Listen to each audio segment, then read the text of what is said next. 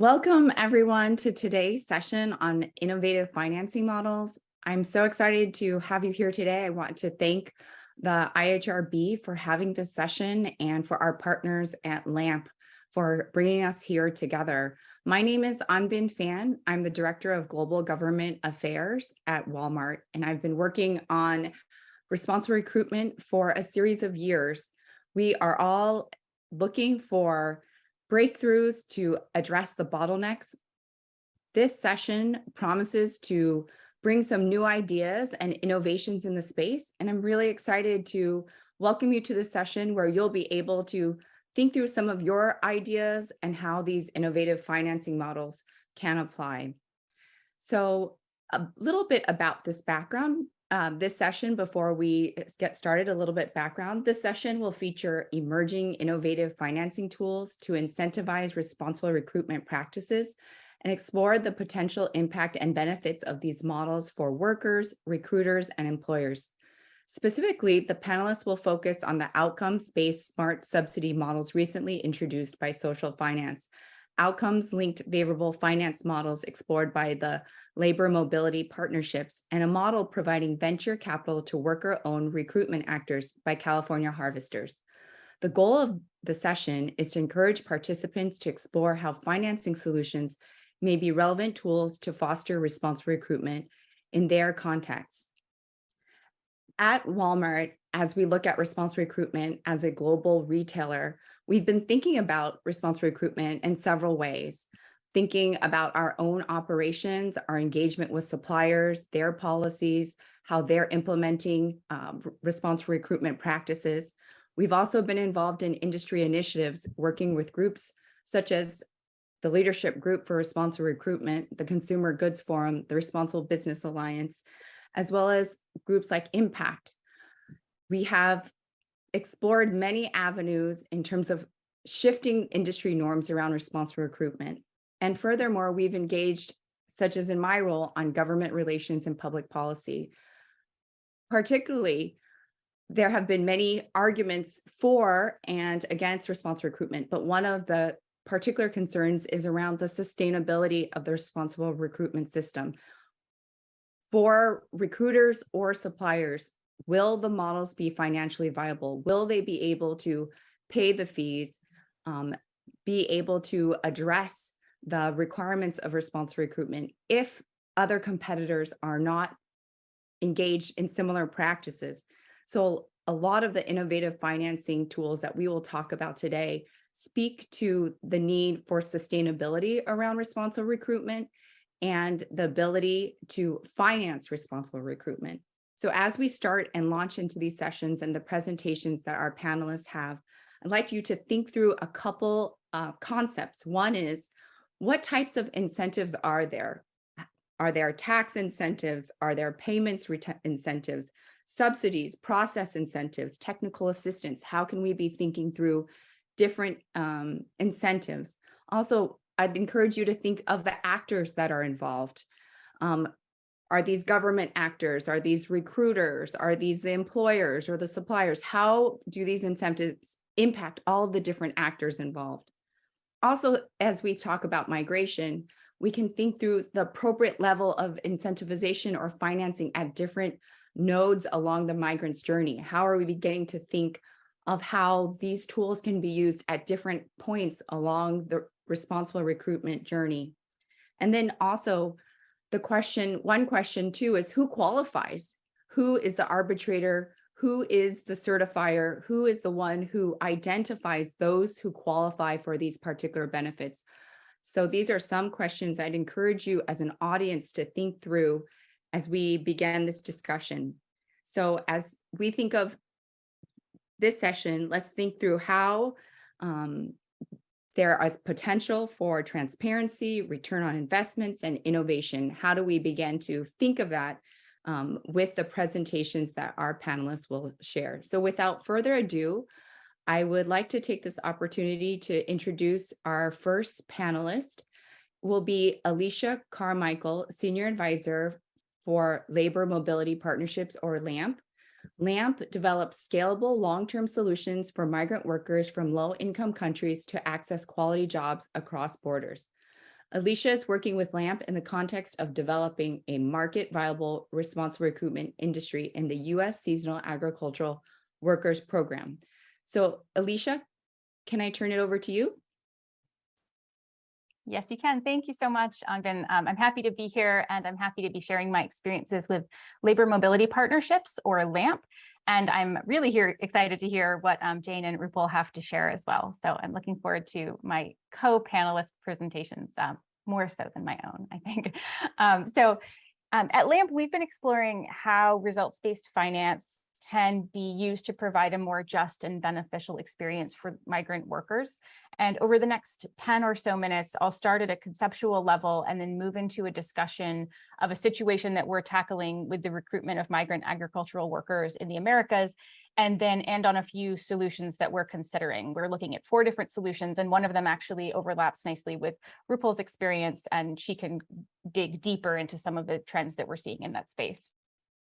And so to start, I'd just like to start at this conceptual level and ask our audience to remember a time when they themselves went through a screening process to start a new job, whether that was replying to a job posting or there was a job fair, or if they participated in on-campus recruitment.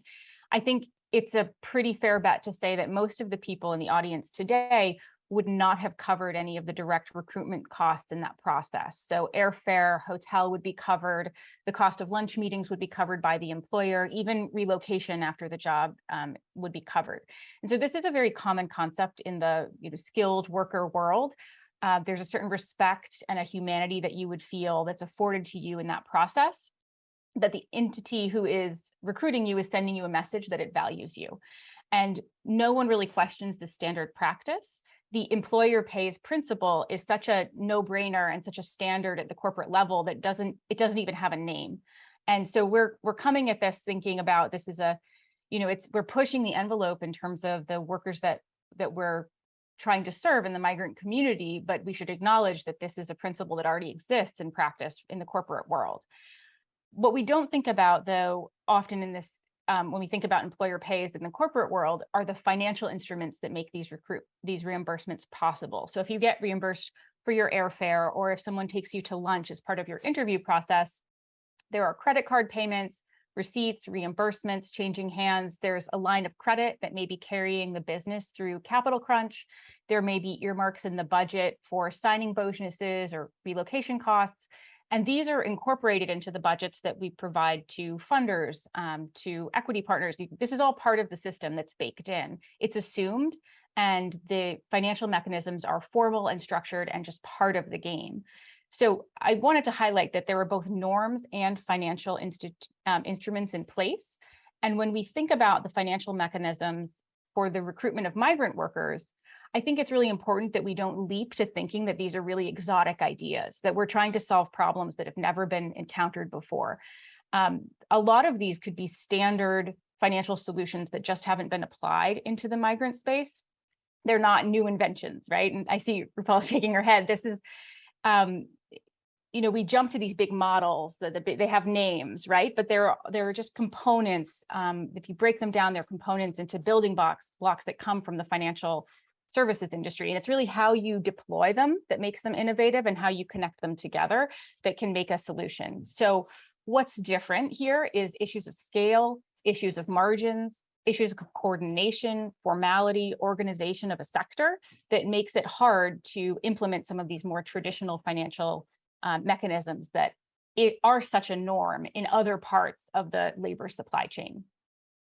And so to get a little bit more concrete and give you an example of what we're working on at LAMP, we've been looking into recruitment practices for agricultural workers in the H-2A guest worker program in the United States. There are estimated to be about 300,000 of these workers rotating through the visa system annually, and they're mostly focused on vegetables, fruits, and nuts, so they do cross into other parts of the agricultural system.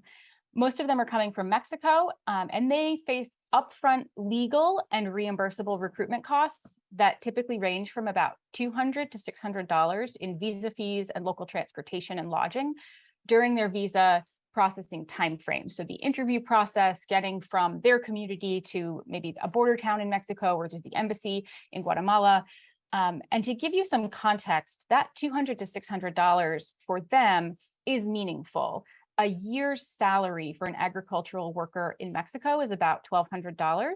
And so if you're thinking about $600 that need to be reimbursed, that's a half year's salary that worker has put up front, either from family and friends. I mean, this is kind of the story of recruitment, right? We know this happens. They're collecting it from somebody in their community, or hopefully not, but often taking on debt to make those costs, to make that transaction possible up front. And so these are the legal costs that I'm talking about. There are also, worst case scenarios with fraud or extortion, which can run into the thousands of dollars to find a recruitment, to find a work placement. And I'll come back to those later. But for now, I'm focusing on these legal costs, these legally, valid costs in the recruitment process. And so if you consider that these costs generally are supposed to be reimbursed, but they're supposed to be reimbursed sometime in the first half of the contract of the worker. So at 50% of the contract of the time of the contract, they're supposed to be reimbursed. Most of these contracts, the idea is that there's an average of about 6 months stay in the United States. So we're talking about 3 months in which there's a loan from essentially the employer to the worker sitting on the balance sheet of the worker. And so what this looks like is an interest-free loan, which is unheard of in the business world, that's sitting on the books of the worker. And that's about, it can be up to a half year's wages. So I wanted to stress that we think of this as, it's an informal, leaky system, but there is a financial mechanism at play here, and it's called a loan. It's just a loan that's unrecognized, and it's going in the reverse direction that it should be, where we're putting the most vulnerable stakeholder at the most risk through this transaction. So from a philosophical perspective, the question that we're asking ourselves at Labor Mobility Partnerships is, how can we design a financial instrument that allocates risk and cost in a more equitable way? And then the financial question that we're asking ourselves is, how do you move the debt off of the balance sheet of that worker and onto the balance sheet of a more appropriate actor? And so if you're looking at this $600-ish of expenses and thinking it's not a big deal, I think it's worth thinking about what that adds up to over time. And so let's assume annual interest rate of about 10% for a worker with about $600 in interest. In expenses. They should see about $15 in interest over a period of 3 months. So on a case-by-case basis, it can look like a small amount, but across an industry, that's about $4.5 million in value that's going unrecognized. It's cost of capital that's never being paid back. And for an individual business, so a recruiter, that could be about 10,000 workers in their system, and it could be about up to $150,000 in just cost of capital over a period of about 3 months that's being absorbed by workers in the workforce, not by the employers. And so with rising rates, longer, more extended contracts, or all other, a lot of other variables that could go into play, you could actually see that interest across the industry look more like about $7 million, all absorbed by H-2A workers coming from Mexico, which is a significant amount of money that is not being absorbed by the appropriate actors. And so to address this, we're looking at 4 different solutions that could help move the financing to a more appropriate actor, and think about the scale of operations that would be most effective in this case. And so I'll go over the 4 of them, but just stay up front that the first 2 look at supply chain finance as a way to transfer costs away from workers. And then the second 2 look more at disrupting the power balance and moving agency into the workers' hands. And so in the interest of time, I'll just hit them quickly, but we can come back to talk about the pros and the cons about them if anyone has questions. The first 2 are, one is the recruiter level working capital solution that would ensure that workers are reimbursed before they are transferred into the care of their ultimate employers. So really fast turnaround time on getting reimbursed using supply chain finance. There are some serious cons with that approach, because recruiters are not typically making that reimbursement in the first place, so they're not accustomed to making that transaction. You could move down the value chain a bit into the farm labor contractor or the employer and provide a working capital solution there. which would allow the employers to reimburse workers without waiting on their harvest season to proceed, without waiting for more working capital to get into their hands. However, it increases their cost of capital, and it requires them to take on complication in their process that they didn't already have to work with. So we can talk more about those, but I wanted to hit on the second two solutions that we're looking at and considering. And these are the ones that disrupt the power balance in some way. And so you can imagine a fintech solution as one of our ideas that would facilitate repayments to workers directly and quickly, that then gets triangulated back to by the employer over time. So instead of waiting for the contract of the worker to be halfway through, we would be able to facilitate a payment to the worker immediately. So any money they've taken from their family or their community to pay for their own recruitment costs would be immediately reimbursed instead of sitting on their books for 3 months. And then the second way to reimagine that this might work is to consider that maybe a private business as a recruiter is not the most effective way to bring workers into an environment where they need to be treated with care. It could be that over time, having worker-owned cooperatives that have a real interest in the well-being of the workers could be a better structure for recruitment. Cooperatives are unique in that they often have an internal credit fund, which is a revolving fund that can be lent out to members of the cooperative, which would allow for fast reimbursements to members who participate in the worker visa program. There are a lot of pros and a lot of cons to a worker-owned cooperative. It's a complex system, and so we're a lot more conversation about that. But I wanted to show a range of different ideas that can help move cost of capital and play with the really important factor of time in financing. We think about interest rate, we think about principal, we think about a lot of the different components of finance that are standard, but I think time is one that often gets ignored, and that there is a real cost of money over time, especially when the person holding that debt is the most vulnerable actor in the chain.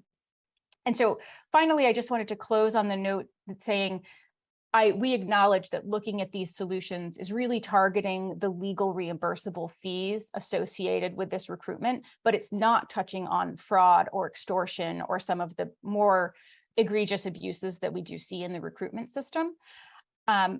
We are still looking at the best ways to tackle those, but I think that there's a general understanding among our team and among some of the collaborators that we're working with, that if you can increase transparency and increase accountability at the transaction level, you can open up the door to get more two-way communication about what's happening on the ground in the first mile of recruitment. And you can also provide some verification mechanisms and some worker dignity that actually allows workers to move around some of the informal systems that are in place by formalizing transactions as a standard that they would expect to see in their recruitment experience. And so this, implementing one of these 4 solutions or any other creative solution that another team could come up with would help nudge the industry towards more legal and transparent approaches to recruitment. And I think I'll close there to allow time for more questions, but I'm happy to talk more about some of the details of those solutions or just kind of broadly how we're going about thinking about them. Thank you, Alicia. I like how you opened up and talked about we are deploying innovative thinking, but often these models are already in existence. So how do we think to deploy them?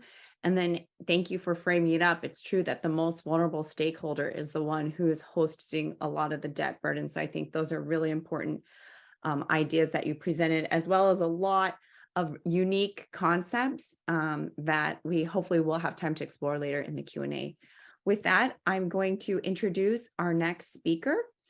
Jane Newman is the International Director for Social Finance. Social Finance is a nonprofit organization that partners with governments, service providers, the voluntary sector, and the financial community to find better ways of tackling social problems in the UK and globally.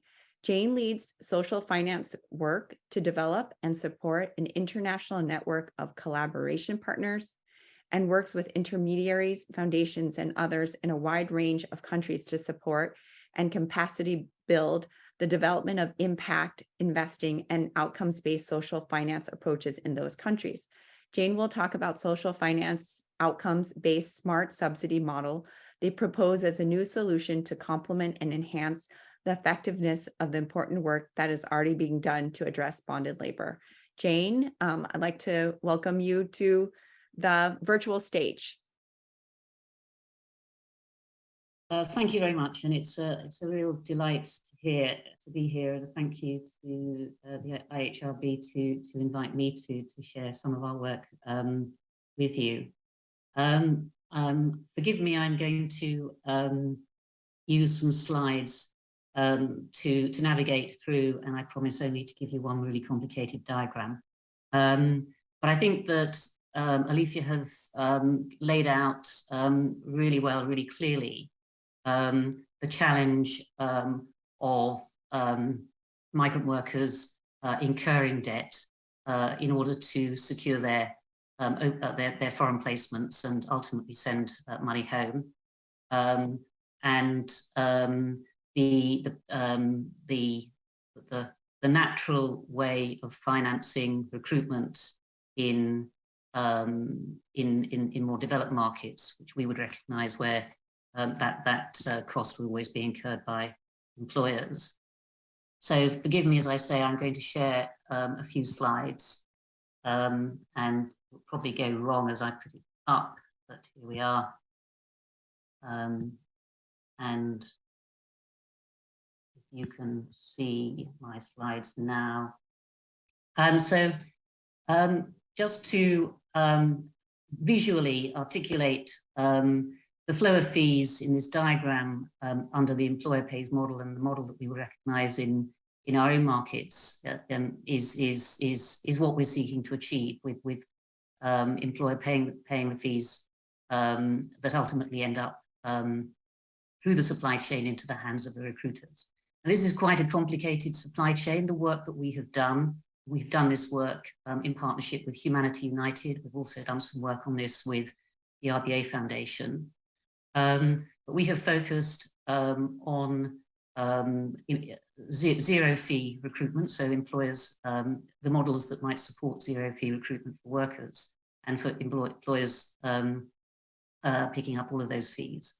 And we focused, in order to bring some clarity to it, we looked specifically at supply chains going through Malaysia for the electronics industry. That's in order to bring some sort of clarity and coherence to the thinking. But our objective is that if we can build a model that has some resonance in that market and can work, or the components of it can work, then we'd hope that that could then be deployed in other industries and corridors. And we also looked, in terms of the corridors, we focused particularly on Nepal to Malaysia and Indonesia to Malaysia. So this shows that it's a complicated picture, and particularly on the supply side, that's the supply of workers. Worker, can go through multiple agents or people who will take them from their village, perhaps to a larger town, perhaps to the capital, and then on to their destination, and along the way incur fees, as well as the costs of visas and security checks and so forth. We've looked at models on both sides of the market, but this particular discussion is around the work we've looked at on the supply side, and specifically we've looked at the way a mechanism that looks at the financing between source recruiters in the source country, that's the origin country of workers, and the recruiters in the destination country. And is there a model of finance that we could develop to support that? To support the work, we've directly interviewed a number of recruiters. We've also done anonymous polls because we recognise interviews, maybe they have bias in them. We have had the support of a fabulous advisory group, some of whom may see this, and so thank you very much for your help. We've done some demand side testing by speaking to brands and intermediate suppliers, and we've also tried to bring some financial sort of clarity, sort of numbers-driven approach, so to understand and scale the problem that we're trying to solve, so modelling it out as well. But let me just maybe contextualise what we've been thinking about, which is, despite the best efforts of many brands and civil society organisations that are working on this topic, worker pay recruitment dominates the Malaysian market. So the graph on the left shows the turquoise bars, shows the total number of migrant workers over a 5-year period going into Malaysia. And the tiny little black dots at the bottom show the proportion of that is placed through employer pays recruitment. So about 85% of the placements in the market are where workers are paying. And as Alicia said, we are talking about, you know, some of the poorest people. And in the earlier work we did on this, we were looking at fees when a combination of fees and borrowing to pay for fees, and quite usurious costs of borrowing could lead a migrant worker to have a bit to be indebted to in an amount which would take about 1.5 years for them to repay. And when we were looking at the typical placement for migrant workers, which was around 2 years, that meant that very little of the money that they were actually earning on their placement was ending up coming back to them. So this is an important issue. On the good news, I suppose, is the right-hand side of this slide, which highlights what's been happening more recently with high-profile examples of where enforcement action is being taken, either for remediation of fees or import bans, which has created an environment where this is an important topic, but perhaps it's a time and the conditions are right to think about how financing mechanisms could really make a difference if it's in the spotlight. So we also, as I said, did some surveys, and what we determined is that in the Malaysian market, at least, and it's maybe true of all markets really, of the type that we're talking about, they operate either a wholly worker pays model, or those who are really seeking to operate an employer pays model and to recruit on an ethical basis, are operating a mixed model business, and they struggle to sustain a fully employers paid model. And they have a need for finance, they have a need for capacity support, but what they really need is demand. They need support in getting more businesses to place, to recruit workers through an employer pays model. Now, this is a complicated slide, but let me just explain it to you, because it's a real problem for the workers, of course, but it's also a real problem for a recruitment agency that wants to recruit on an ethical basis and to be able to do so in a financially sustainable way. So if you take this graph, the left-hand side of the graph shows a recruiter in Malaysia placing 2,000 workers on a fully worker pays model, which is very common, if not the norm. If that recruitment agency wants to practice a fully responsible employer pays model, it would have a level of profit that's on the right-hand side of the tech chart. So they give up an enormous amount of profit and assume a lot of risk if they are going to practice a fully ethical model. So how can we solve that? Because it's a real world business problem and this is a market that we're talking about. And what this told us was really that it's a volume business. If you can get volume and a volume of placements into the market, then a fully ethical recruiter can restore an acceptable level of profit and can run, a business, a viable business. So where that took us to, as we thought about this, was to think about how can we model something that might help some of these issues. And we asked ourselves whether creating a whitelist, a so-called whitelist of recruiters to help shift the market made sense. By whitelist, we mean recruiters who are practicing a fully ethical employer pays model. And one of the reasons for thinking about that is that the feedback we had from brands and from suppliers was some of the challenges they faced in placing, in securing recruitment that they trusted to be fully ethical.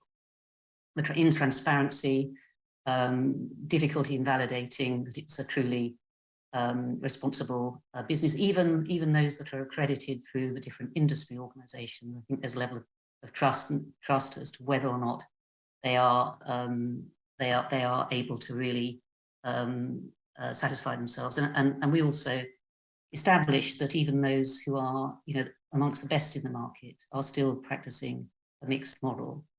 And there's also reputational risks for brands if they work with even the very best recruiters, if there is, if that recruiter still has a mixed model, because some of its recruitment is going to be worker pays business. So there's all sorts of challenges, but we felt that this was something that was worth, exploring.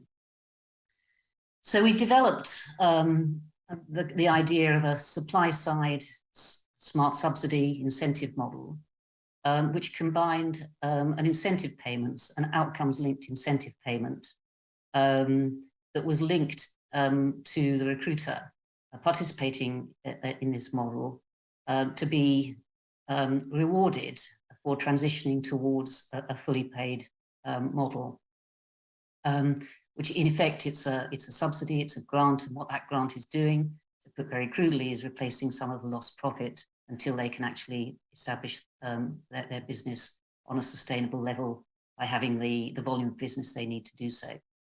We also felt that there's all sorts of other costs and needs, and the model shouldn't be prescriptive. You should recognise that we're providing a source of finance to market actors. We focused on the destination country recruiters for the outcomes linked element, but we also felt that there was an opportunity to have soft and flexible working capital to support either origin country recruiters and destination country recruiters, and attaching to that sort of KPIs or conditions that helped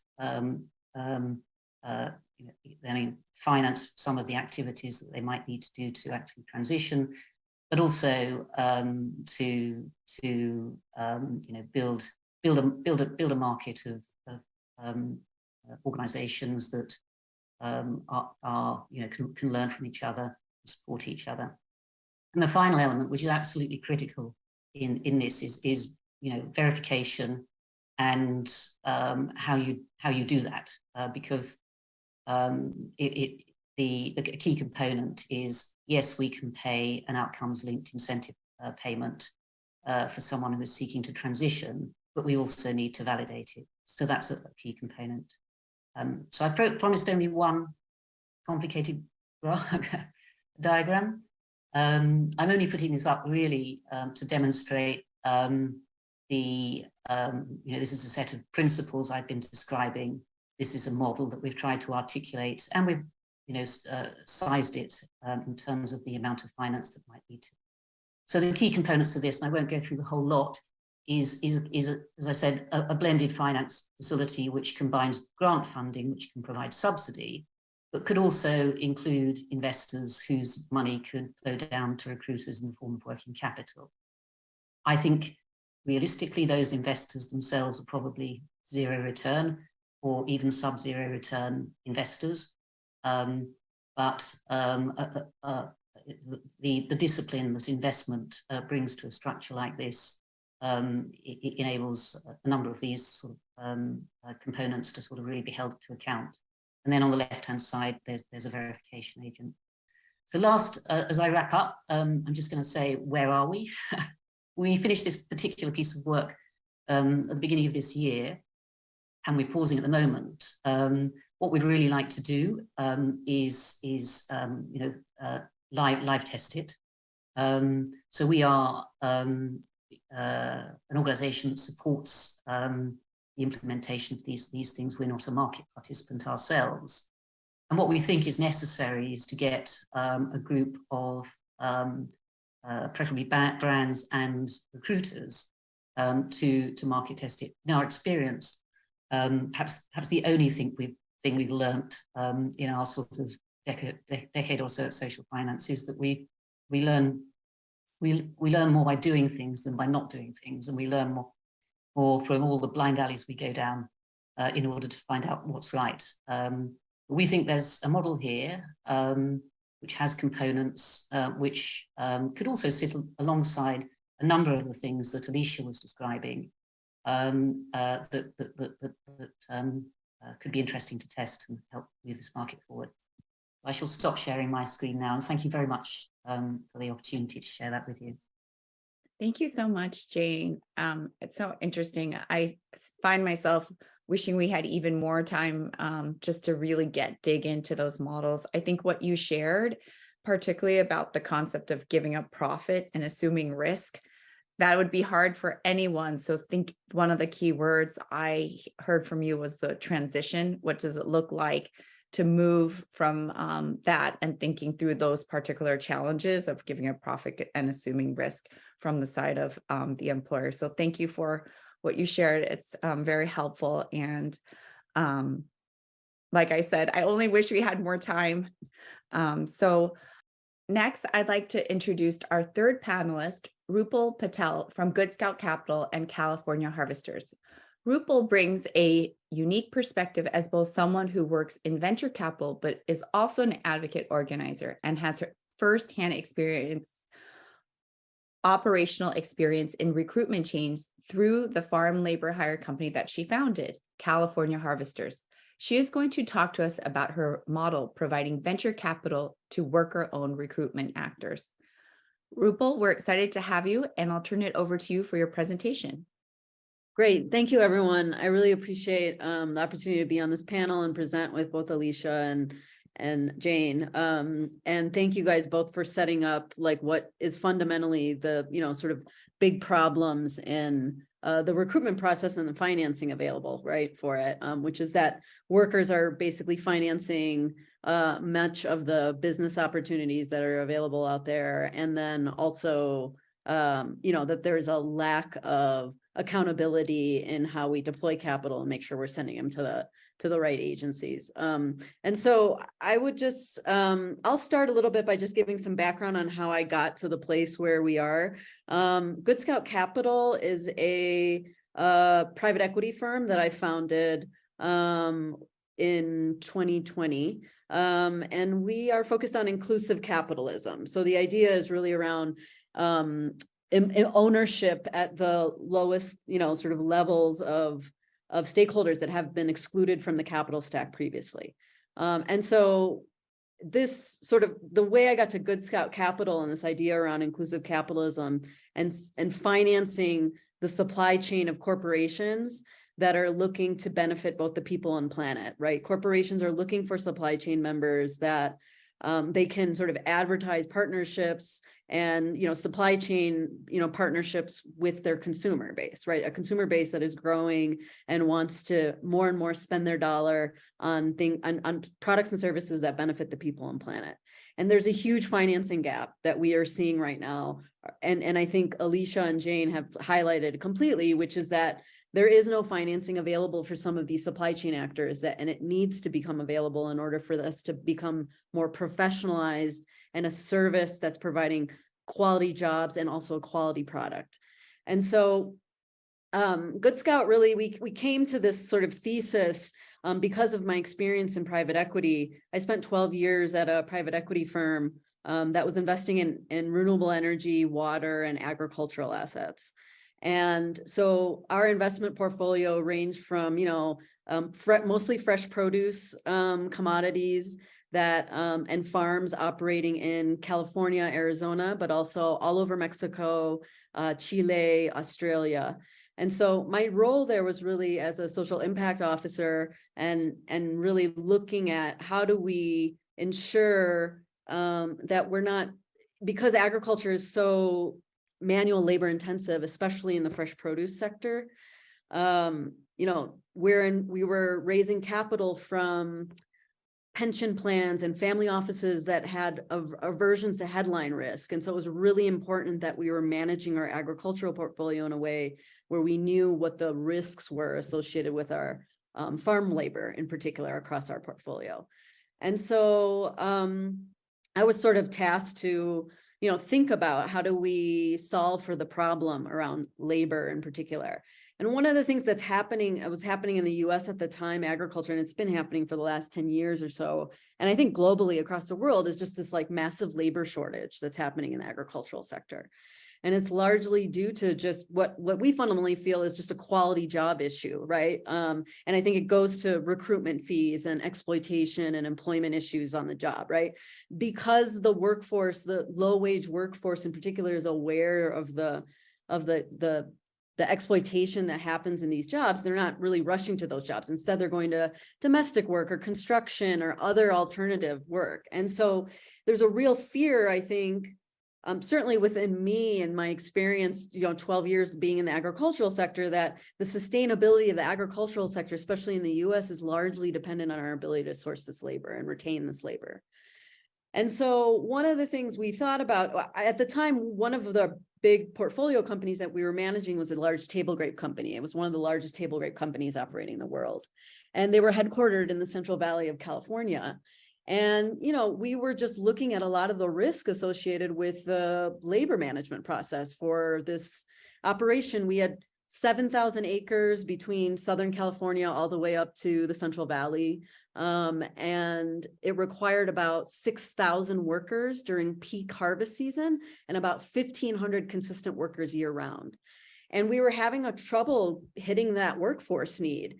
And the challenge as an investor is like, if things aren't done in a timely manner, your crop is suffering, and then therefore your sales are suffering as a result, right? So labor and the timeliness of labor and the retention of labor was really important. And one of the things we realized is that we were contracting with like 10, 12 different contractors to try to meet our labor need. And to be able to like manage every one of those labor contractors was tough. And to ask them to be more transparent was even more challenging, because in a labor shortage situation, these contractors can go get a job anywhere. If you're the farmer, the grower that's saying, hey, I need more transparency in the system and let's work together to do that, they'll be like, no, thanks. I've been running my business a certain way. I'm just going to go down the street and like get hired by the grower down there. Right. And so one of the things we realized is like, we should try to control our labor force and really and so part of what happened was I developed California Harvesters. I founded that 4 years ago. It's a farm labor contracting business that's structured as a worker-owned cooperative. And the reason we went with the worker-owned cooperative structure is because, one, severely low margin business. And there's a lot of inefficiencies related to like workers and the business itself sort of extracting resources in a way that harms workers, right? So whether it's wage theft or whether workers are showing up and there's ghost workers that are appearing, and you're paying for workers that aren't even on the field, right? These are the challenges that growers were facing, on top of not having enough crews on a regular basis, and not being able to have like a quality retained workforce that comes back year after year continuously. And so worker-owned cooperatives was a great structure to align the workforce and say, hey, if the profitability and the sustainability of the company belongs in your hands as much as it belongs in the hands of the owner and the capital behind it. And so we found that that alignment really helped to eliminate a lot of the cost efficiencies that were happening in these farm labor contracting businesses, and also improve the retention and the loyalty of the workforce so that growers do have a reliable workforce that shows up day after day.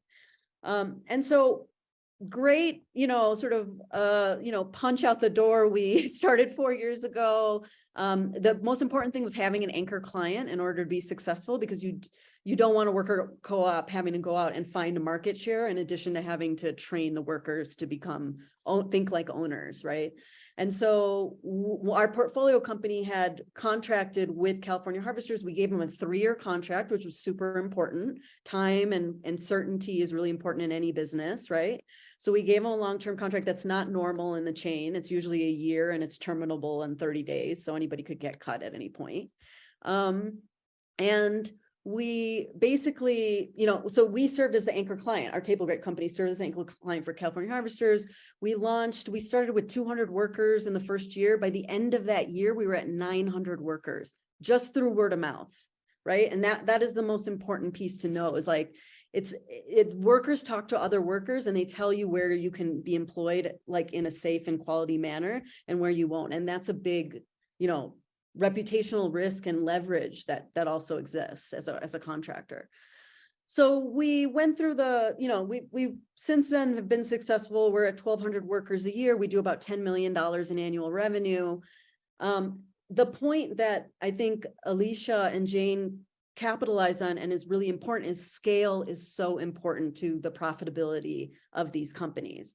And so the challenge with California Harvesters was, we were trying to get market share. We went from 1 grower to 12 growers, but it was harder to keep continuing to get market share because there's no incentive to hire good contractors, right? It's really a low cost model. Growers just go for the lowest cost, and that's what they're incentivized to do, frankly, from the buy side of corporations, right? And retailers. Like, there is no conversation happening between the sustainability company, divisions of the retailers and the buy side right now.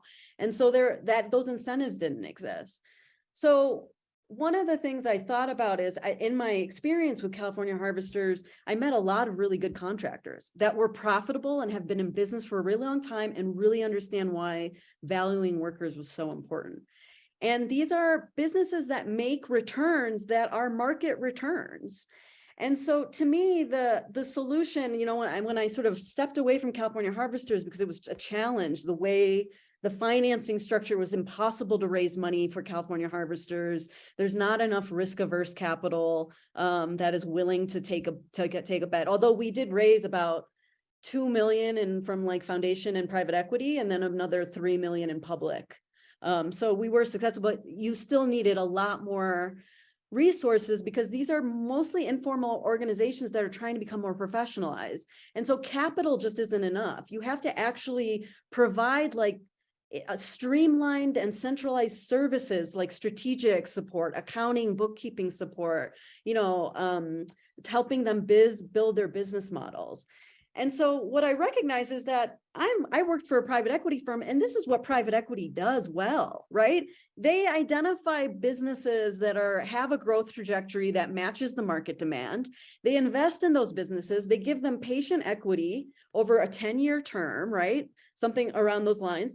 And they basically provide a centralized, sort of support network to help that business expand and grow to the profitability that we expect and that the investors expect in return as well, right? And so that's why we started Good Scout Capital, was really recognizing that, hey, there are so many supply chain issues, financing supply chain issues. There is not a good, like, solid financing that's willing to like help companies that want to do the right thing for the people on the planet and have corporate off-takers that want to scale businesses with them, but can't find the financing to do it.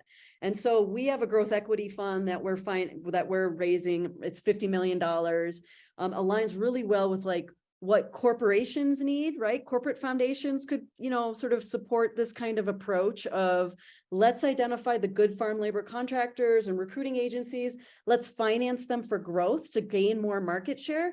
Let's, as owners of capital, right? knowing the farm labor world and the agricultural sector and the needs there.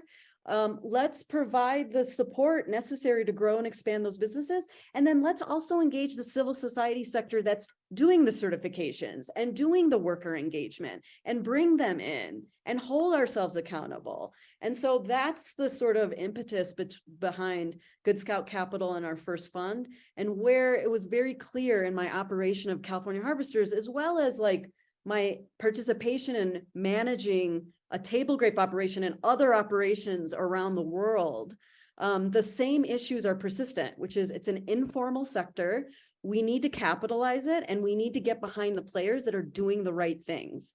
And if we can provide the patient capital and other elements like the working capital that Jane is, talking about, and the sort of, levers of accountability that LAMP is talking about, we can really advance this agenda. And it just takes an actor that really understands both sides to be able to, sort of take control and lead on a fund in this way. And so really excited about, what we're trying to build and the relationships that I've been able to build with farm labor contractors that want to do the right thing and are, sort of ready and willing to sort of expand their businesses in the name of, good operations, best practices, but also market growth as a result of that. Like, reward good behavior, right?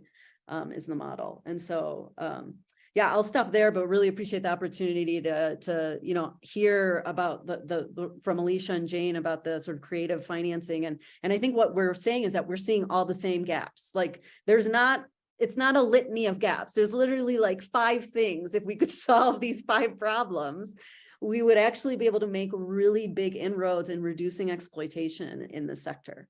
And not just fresh produce. Like, I think to Jane and Alicia's point, these issues are persistent in garment industries. This is persistent in the hospitality industry, any low wage sector, and so anyway, I'll stop there, but that's the sort of impetus behind California Harvesters and Good Scout Capital and what we're trying to do. Thank you so much, Rupal. It's very helpful that you've had this firsthand experience, both as an investor, but also as a businesswoman, and seeing like the challenges. It's so true. I think something that really clicked for me and what you shared is just, it takes, there is a missing market, and also good work takes investment. And there needs to be those who identify that investment, right, to do the right thing. And it's so much better to do it on the front end, right? We're investing in actors and looking towards the long term and taking in these labor, social, environmental questions in advance and setting it up in a way that is good for workers, but also good for the employers and for all the consumers and other stakeholders in the market. So really appreciate your multi-stakeholder outlook, very 360. So with that, I'll turn it back to our panelists, Alicia, Jane, Rupal. Really interested you talked about a range of models. One of the questions is, how do you determine which model works for which context? Because there are different models. And I'll ask the second question too. Also, what infrastructure needs to be in place? So how do you look at which models? But you had mentioned, Rupal, about some of those 5 gaps, or what do we need to build into the system? So I'll leave it to you. I don't know if anyone wants to jump in, but those are sort of the 2 kind of interrelated questions. Yeah, I'll start. I think the financing, I think, is really critical and absolutely necessary. I think financing without infrastructure will just lead to failure, honestly, right? And so the infrastructure piece is really where Good Scout was born, because it was this idea that you can't just fund these organizations. You need to really help them professionalize, build a strong foundation, go identify the markets to which to tackle, set themselves up and distinguish themselves as a competitor in the space. And those are sort of business acumen that hasn't quite pervaded into the labor recruitment system, right? I think the challenge has always been, and I'll just say very frankly, it's like poor Black and brown workers, we don't pay attention to that workforce, right? But they represent, and what we realized in the pandemic especially, is that they represent the essential workforce that makes all of this, our economies hum. And so it's super important that we start making investments in workers in particular, and investments in recruiters and employers that are trying to do the right thing, but are losing every time because there is no level playing field for them to play on, right? And so the infrastructure question piece is really important to me. It's a lot about how do you run a professional business and how do you scale that business and continue to be sustainable and profitable while doing right by the workforce that is critical to your business success. And so, yeah, would love to, hear from Jane and Alicia, their sort of experience in infrastructure establishment, right? Because I know that's what they think a lot about too. I'll follow Rupal on this, and we've actually spoken together about this before in the context of development work. So I come from a place of international development in impact investing in the agricultural space, in terms of products that are grown outside of the United States and then imported to the United States by smallholder cooperatives or smaller entrepreneurial businesses. And one of the key components of that work is always capacity building for the businesses.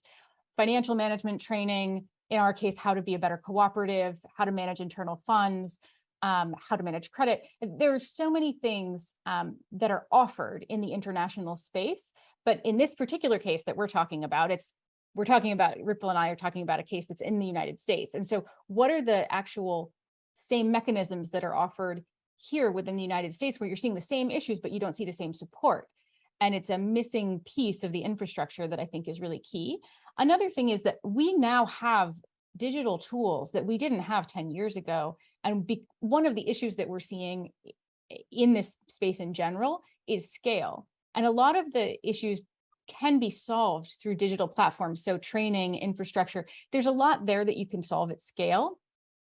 Credit for individual workers as they move from one context to another could be managed through kind of more of a global system, or working capital through a global system, because the problems, as we're saying, they're replicating, but each problem is really small and each problem has a different context, but there are themes in common, right? So if we can find a way to work at scale, but still add customization in for each of those different themes, we can be a lot more cost effective in the way that we build solutions. It's expensive to put a solution together.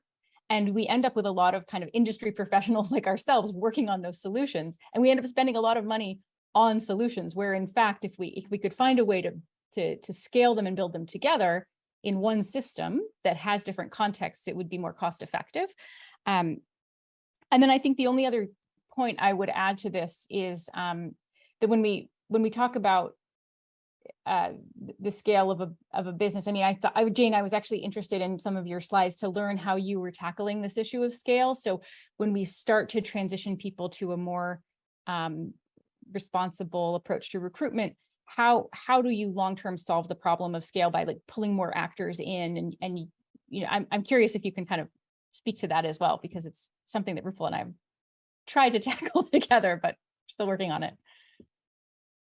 I think we're probably all still working on it, but just to pick up with a question to start with, how do you decide which model is right? I think what I've been really interested listening to Rupal and Alicia is that they're all ingredients. All the ingredients are right, and I think you have to take the components of them for the particular context in which you're working, because the garment industry and the electronics industry, for example, in the corridors that I've talked about through Southeast Asia, are very different in terms of the sort of component values and the margins on the products.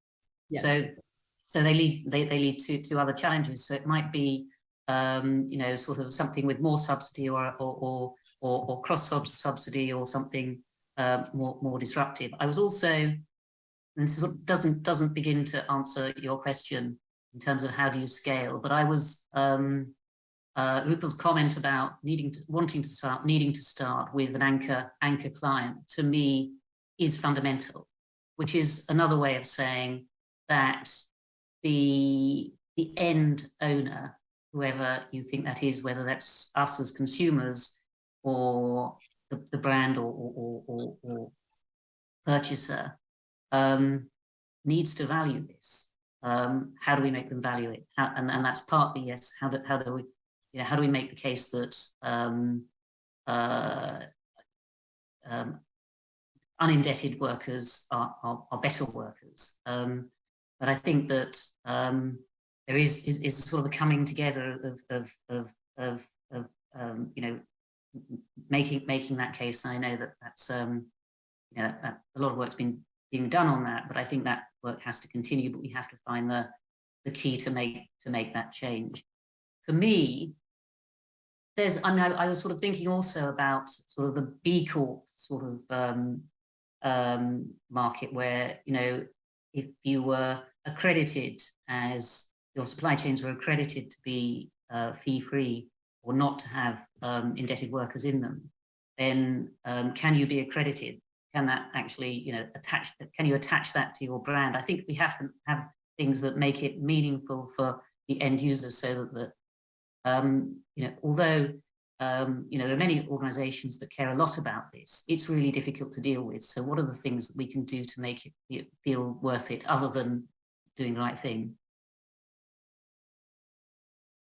And I would actually add to my answer from before, Anben, which is, you asked about what model will work in your context, but I think it's also, it's important to switch the question around and ask what context will work for your model.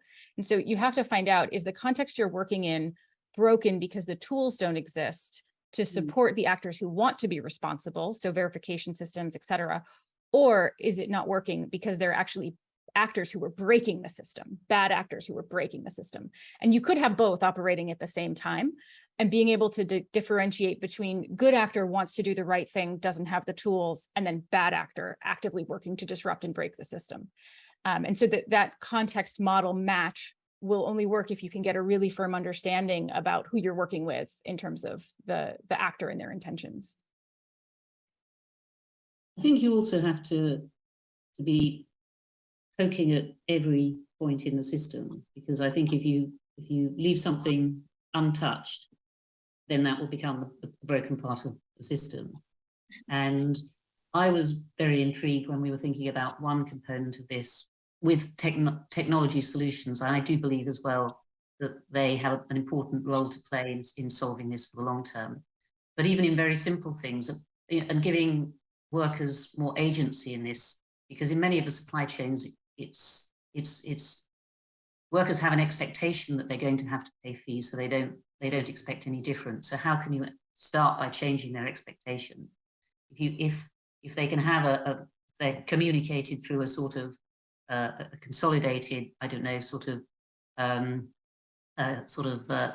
their mobile phone, an app just tells them and reminds them every time, oh, by the way, you shouldn't be paying fees. There are ways that you don't have to do this.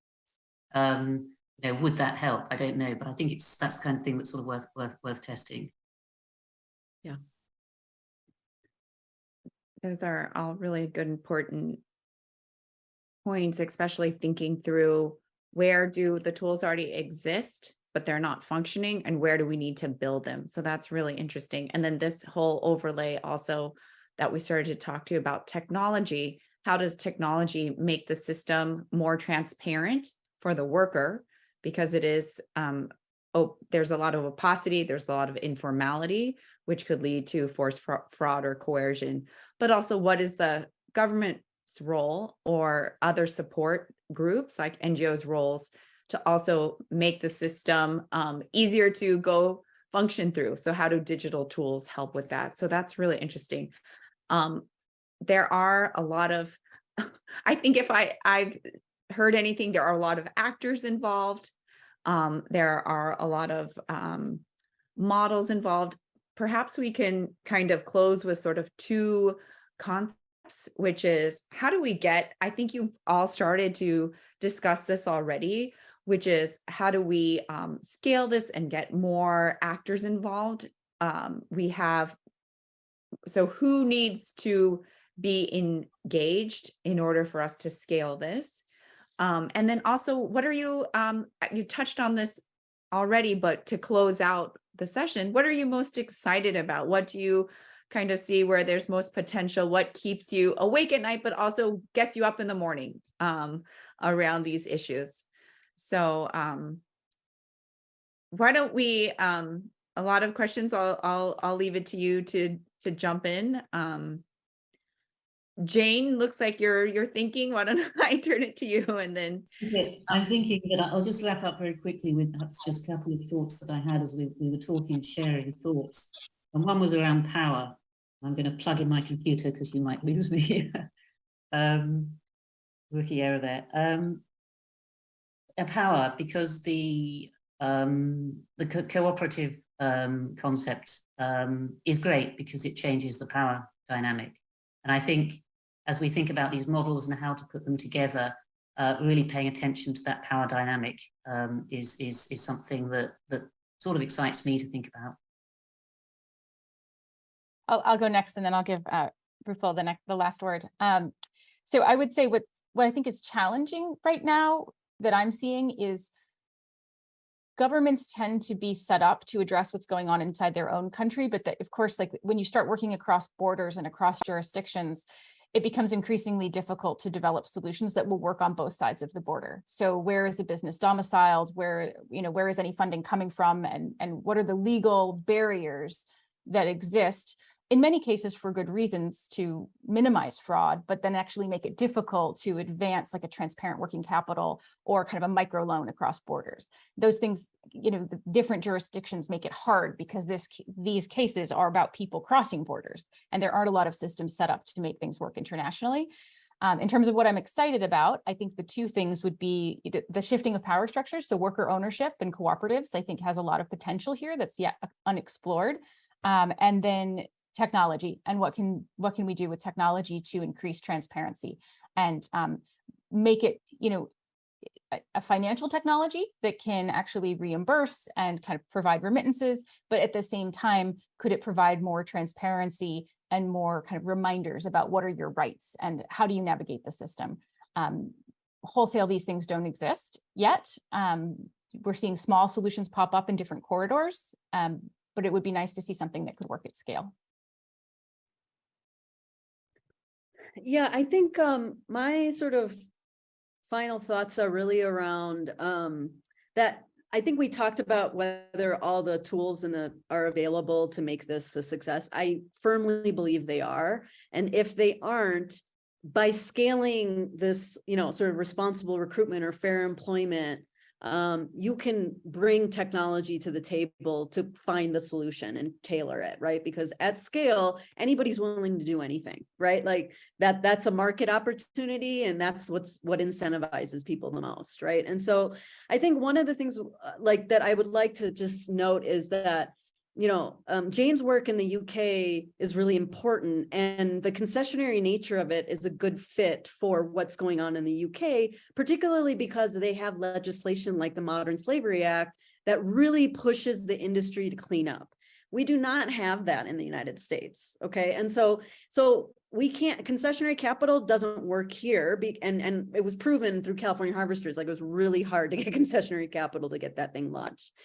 But I think what the takeaway should be is that investing in your supply chain and the workers that make up your supply chain is good for your business.